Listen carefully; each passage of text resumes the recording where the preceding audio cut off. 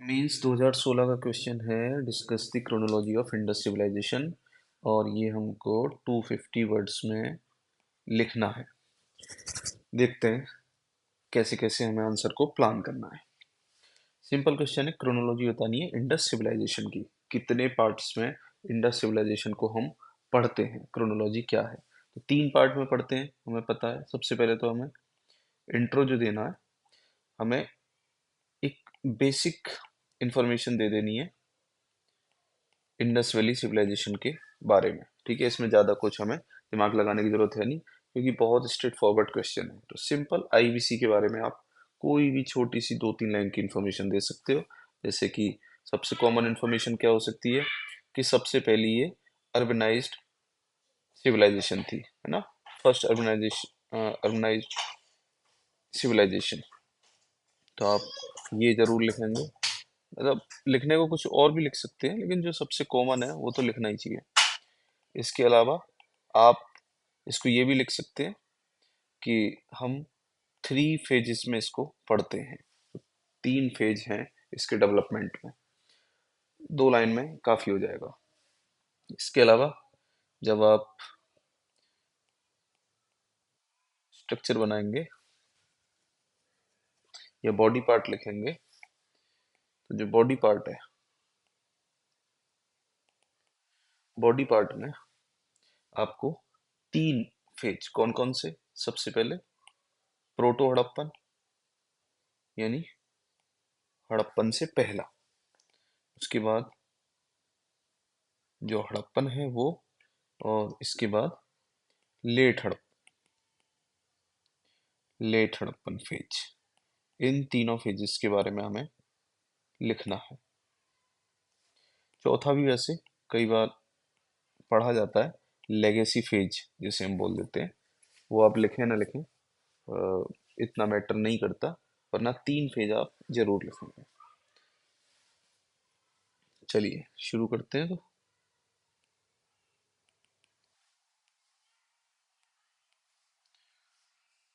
तो Indus valley civilisation के बारे में क्या लिखेंगे। Indus valley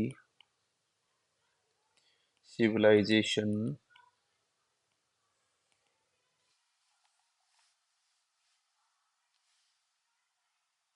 was first urbanized civilization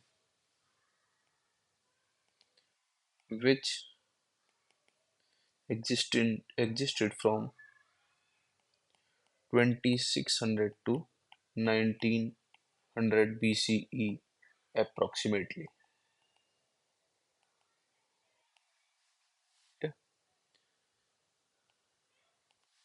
It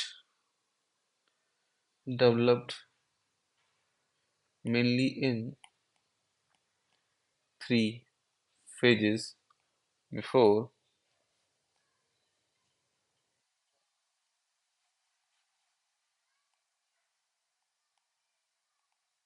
Vedic Age। इतना लिख सकते हैं, एक डिसेंट इंट्रो है। नेक्स्ट आप हेडिंग डालेंगे क्रोनोलॉजी ऑफ इंडस सिविलाइजेशन। ठीक है, पहला क्या है, प्रोटो हड़प्पन, या इसको हम बोल देते हैं प्री अर्बन फेज। कब से कब तक चला, इसको माना जाता है 7000 टू 2600 BC। तो यहाँ पे मेन मेन चीज क्या हुई थी, आपको पता है कौन सा वाला फेज चल रहा है, 700। ये मेसोलिथिक फेज कहा जा सकता है ना। तो इस समय मेन चीज क्या थी, सबसे पहले तो इमरजेंस ऑफ एग्रीकल्चर। एग्रीकल्चर अपने पीक पे आ गया था। ठीक है, that led to urbanization. Urbanization agriculture की वजह से ही हुआ। इसके अलावा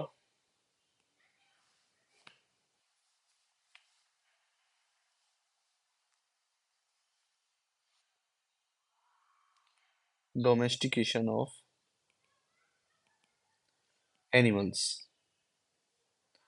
तो इन सब के हमें प्रमाण कहाँ मिलते हैं?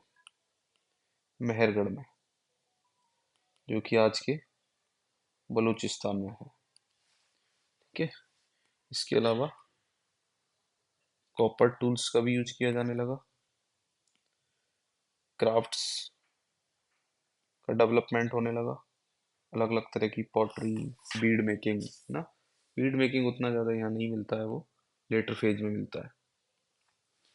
नेक्स्ट फेज में हम आ जाएंगे, इसे मैच्योर हड़प्पन फेज बोला जाता है। मैच्योर फेज, ये मेन फेज है, इसको ज़्यादा डिटेल में लिखना है, जो कि 2600 से 1900 बीसी तक का ये 700 साल का टाइम पीरियड है। तो मैच्योर फेज में क्या क्या हुआ है? इसमें पीक अर्बनाइजेशन, पीक अर्बनाइजेशन आप फुल सेंटेंस में भी लिख सकते हो ना।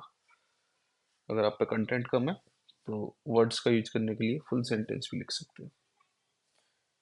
और यहीं पे प्लांट सिटीज का डेवलपमेंट हुआ। Planned cities development example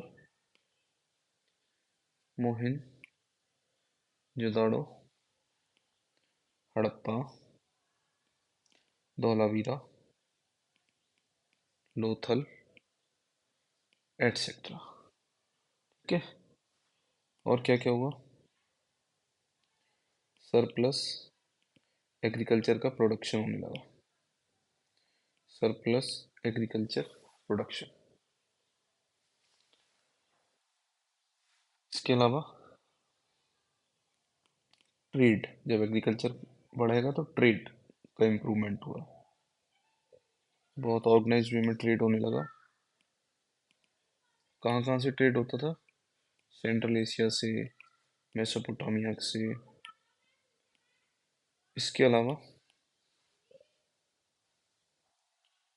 bead making industry बनने लगी, बीड मेकिंग इंडस्ट्री, पॉटरी बनने लगी, पॉटरी डेवलपमेंट। और आप और थोड़ा सा डिटेल में जाएं तो social structure, social and political structure की ग्रोथ हुई। वो कौन सी थी? उसमें क्या हुआ? Development of political structure which can be seen in the form of development of weights and methods, weights and measurements,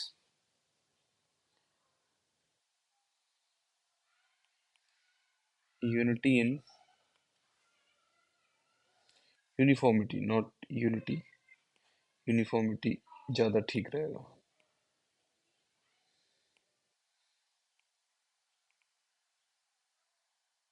uniformity in planning. Example हम देंगे मोहनजोदड़ो का, जहाँ पे ग्रेट बाथ मिला है। ठीक है। यहाँ पे हमें एडवांस्ड ड्रेनेज सिस्टम मिला है, ग्रीनरी मिली है। ठीक है। हम बात करेंगे हड़प्पा की। हड़प्पा में हमें ग्रीनरी मिली है, क्राफ्ट का प्रोडक्शन दिखता है।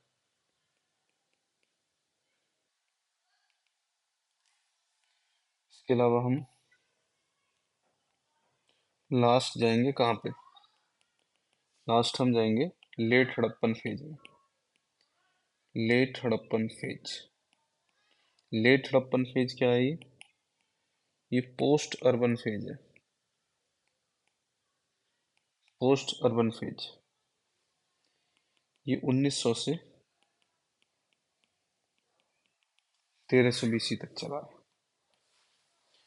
ठीक है, यहाँ पे क्या होने लगा है, start of decline of Indus valley civilization, movement movement of population towards Gangetic plain. ठीक है, इसके अलावा abandonment of Harappa and Mohenjodaro, ये शहर धीरे धीरे खाली हो गए और जनता ईस्टवर्ड जाने लगी। फिर आप लिख सकते हो, क्योंकि 250 वर्ड में है, कॉजेज ऑफ डिक्लाइन, है ना, कॉजेज ऑफ डिक्लाइन। क्या क्या कॉजेज थे, अलग अलग कॉजेज बताए जाते हैं। एक एनवायरमेंट चेंज या climate change led to shrinking of rivers, तो नए रिवर कहाँ थी, गंगा की तरफ जाने लगे लोग। कुछ लोग कहते हैं, कुछ लोग मतलब कुछ historians, due to over exploitation of resources, तो हमें नए रिसोर्सेज की जरूरत थी। नेक्स्ट हम बात करें तो इन्वेजन ऑफ आर्यंस, कुछ हिस्टोरियन इसको भी एक रीजन बताते हैं। तो ये हो गया आपका। इसके अलावा अगर स्पेस अलाउ करे तो लास्ट में आप लिख सकते हैं लेगेसी फेज। लेगेसी फेज मतलब अब नई सिविलाइजेशन शुरू होने वाली है, तो वो कौन सी थी, अर्ली वैदिक फेज ना, स्टार्टिंग ऑफ अर्ली वैदिक एज, अर्ली वैदिक एज। ठीक है, use of iron started.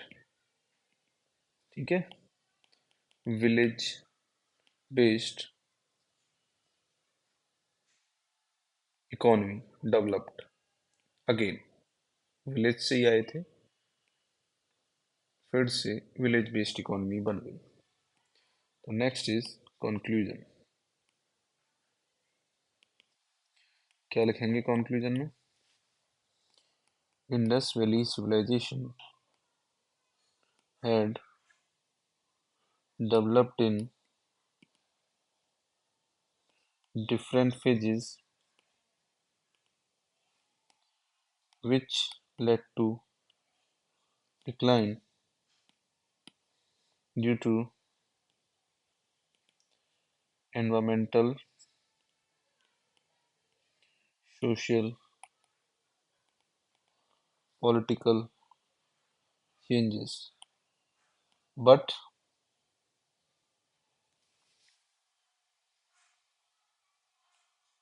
it left over its